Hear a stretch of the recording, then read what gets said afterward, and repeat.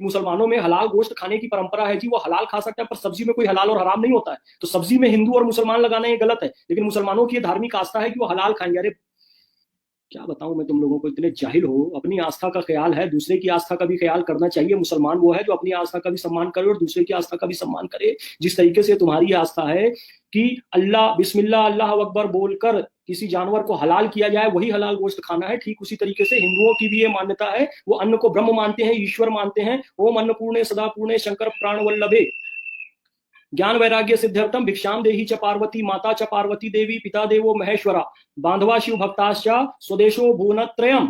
उनकी ये मान्यता है कि अन्न माता अन्नपूर्णा है, उसका प्रसाद है। तो जिस तरीके से तुम बिना हलाल किया हुआ गोश्त नहीं खा सकते, वो भी अपने प्रसाद को, अपने भोजन को, अपने भगवान को जो बदतमीजी करे, उसके साथ उसमें थूक लगाए, पेशाब करे, वो ऐसे खाने को अपने रसोई घर में, अपने पूजा स्थान में भगवान को चढ़ाने में नहीं ले जा सकते। तो तुम समझते क्यों नहीं हो इस बात को?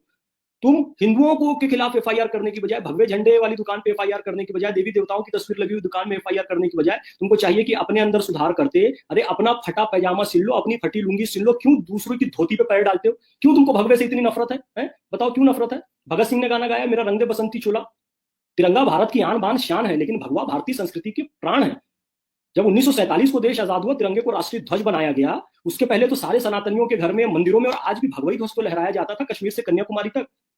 इसलिए भगत सिंह ने गीत गाया, मेरा रंग दे बसंती चोला। इसलिए ख्वाजा मोइनुद्दीन चिश्ती अजमेरी आए तो ताउम्र भगवा रंग पहनते रहे, उन्हें चिश्ती रंग कहा जाता है, भगवे रंग को। भगवे रंग से क्यों इतनी नफरत करते हो? सूरज से नफरत करोगे? केसरिया रंग का है। अपने घर में आग जलाना बंद कर दोगे खाना पकाने के लिए? केसरिया रंग की है। ख्वाजा मोइनुद्दीन चिश्ती से नफरत करना चालू कर दोगे? केसरिया रंग की है। भगत सिंह से नफरत करना चालू कर दोगे? अशफाक उल्लाह खान, राम प्रसाद बिस्मिल, रोशन चंद्र लाहिड़ी से तुम नफरत करना चालू कर दोगे? क्योंकि वो भगवा रंग को अपना सम्मान मानते थे, प्रतिष्ठा मानते थे, और भगवे रंग का वो कफन चाहते थे। मेरा रंग दे बसंती चोला त्याग का प्रतीक है, बलिदान का प्रतीक है, ओज का प्रतीक है, सूर्य का प्रतीक है, ऊर्जा का प्रतीक है, एकता का प्रतीक है, अखंडता का प्रतीक है, शौर्य का प्रतीक है। उस भगवा रंग से इतनी नफरत क्यों करते हो? चिश्तिया का प्रतीक है, सूरज का प्रतीक है, ऊर्जा का प्रतीक है, भोजन का प्रतीक है भगवा। उससे क्यों इतनी नफरत करते हो? भारतीय संस्कृति का प्राण है भगवा, उससे नफरत करते हुए। मेरे पीछे देख रहे हो तिरंगा, भारत का नक्शा। भारत का नक्शा अधूरा है, पाकिस्तान, बांग्लादेश, ये सब भारत में है, उसको भी हमको जोड़ना है। उसमें सबसे ऊपर देख रहे हो ना भगवा रंग, शिवाजी पहने भगवा रंग, महाराणा प्रताप भगवा रंग, भगत सिंह भगवा रंग।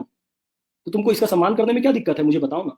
ये तहजीब चैनल वाला नामाकूल जाहिल आदमी गंदगी फैलाना बंद कर। तुम्हारे कारण बाकी मुसलमानों को भी शक की निगाहों से देखा जाता है। फिर से कह रहा हूं, अपना फटा पैजामा सिलो। मुसलमानों से मैं बार बार गुजारिश कर रहा हूं, इस बात को समझा रहा हूं कि तुम जितना इन थूकबाजों और पत्थरबाजों का समर्थन करते रहोगे, उतनी हिंदुओं के दिलों में नफरत भरती रहेगी।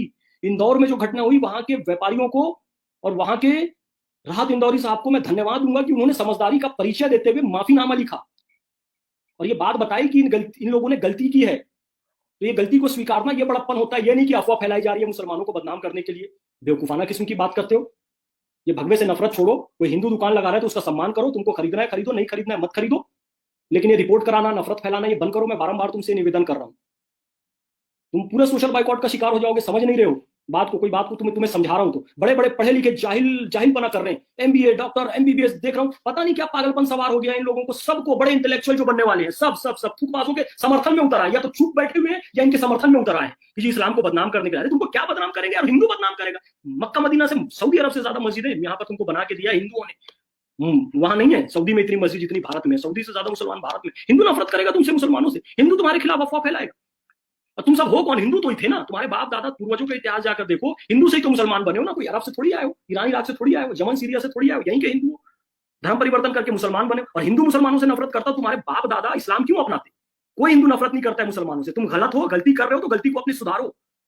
वारफा खानम शेरवानी बेवकूफ औरत। हम एक आइडियल सोसाइटी, जहां हमारी एक अलग पहचान हो, हम ऐसी सोसाइटी का निर्माण करना चाहते हैं। अबे कितनी अलग पहचान बनाएगी यार? मतलब एक पूरा नेशन, राष्ट्र बना लिए तुम लोग, भारत को तोड़ के पाकिस्तान। और कितनी अलग पहचान चाहिए तुम लोग को?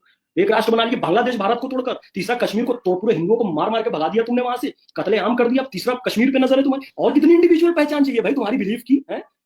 इतनी मस्जिदें सऊदी अरब में नहीं है, यहाँ और कितनी पहचान चाहिए भाई? इतने मुसलमान पूरी दुनिया में कहीं नहीं, इंडोनेशिया। और कितनी तुम्हारी मजहबी पहचान चाहिए बताओ ना? इस्लाम के जो 72 फिरके सारे के सारे सुरक्षित भारत में। और कितनी मजहबी पहचान चाहिए? आरफा खानम शेरवानी तेरे को आरिफ मोहम्मद खान साहब ने तुझे समझाया था, समझ में नहीं आया? उल जलूल वीडियो डालती है, मुसलमानों को भड़काती रहती है। हमारी जब तक एक पहचान हमारी नहीं बन जाती, जब तक हमारी आस्था को सम्मान। अरे बेवकूफ औरत, हिंदुस्तान में जितना तेरी आस्था का सम्मान है, मुसलमानों का सम्मान है, मारता है इजराइल व गल्फ में जाओ। तुम्हारी औकात नहीं है कि इजराइल के सामने बात कर सको। वहां से रोती हुई बच्चियों की फोटो पोस्ट करते हो यहाँ हिंदुस्तान में। भारत के प्रधानमंत्री जी बचा लीजिए इजराइल से, वहां मुस्लिम देशों में मार रहा है वो। तुम्हारी औकात नहीं है इजराइल से लड़ने की। भारत में सुरक्षित हो तुम लोग और कहते हो कि भारत में तुमको मजहबी पहचान नहीं मिल रही है। आरफा खानम शेरवानी, तुम्हारी दम नहीं है कि अपने दम पे जी लो। दम होती तो चाइना में नमाज पढ़ के दिखाते। चाइना ने नमाज पे बैन लगा दिया, चाइना ने कुरान शरीफ पे बैन लगा दिया, चाइना ने दाढ़ी रखने में। यहाँ हिंदुओं की छाती पे चढ़ के बोलते हो अपने दम पे नहीं हो। हिंदू बहुसंख्यक उदार है, इसलिए तुम यहाँ पर इतने मजे से रह रहे हो और यहीं का खा के यहीं की थाली में छेद कर रही है अरफा। शर्म आनी चाहिए तुम लोगों को, शर्म आनी चाहिए। शर्म से डूब मरो तुम लोग। अल्लाह ने इतना अच्छा मुल्क दे दिया, ना सोमालिया में पैदा किया, ना युगांडा में पैदा किया, ना भिखारी पाकिस्तान और बांग्लादेश में पैदा। पैदा वहां होते हैं और पार पार करके यहाँ आते हैं। यहाँ का राशन कार्ड चाहिए, यहाँ का परिचय पत्र चाहिए। तेरे को तो अल्लाह ने यहीं पैदा किया अरफा खानम शेरवानी, फिर भी उसको शुक्र अदा नहीं करती है। वो तहजीब चैनल का कौन रिपोर्टर? अल्लाह का शुक्राने की नमाज पढ़नी चाहिए कि हिंदुओं के बीच में पैदा किया, सुरक्षित हो। सुन्नी भी सुरक्षित, शिया भी सुरक्षित, देवबंदी भी सुरक्षित, बरेलवी भी सुरक्षित, बोहरा भी सुरक्षित, अहमदिया भी सुरक्षित, सब भारत में सुरक्षित नहीं हो। पाकिस्तान में भी हो, सऊदी अरब में भी हो, सीरिया, एक दूसरे का गला आपस में काटते रहते हो। और कितनी तुमको तुम्हारे बिलीफ को पहचान चाहिए यहाँ पर? बेवकूफ कहीं के जाहिल लोग। बंद करो ये भगवा के खिलाफ रिपोर्ट करना, हिंदुओं के खिलाफ नफरत फैलाना। अपना फटा पजामा सिलो, अपनी फटी लूंगी सिलो। सुधर जाओ, सुधर जाओ। शुक्राने की नमाज पढ़ो 2 रकात की, अल्लाह ने तुमको सरजमीन हिंद में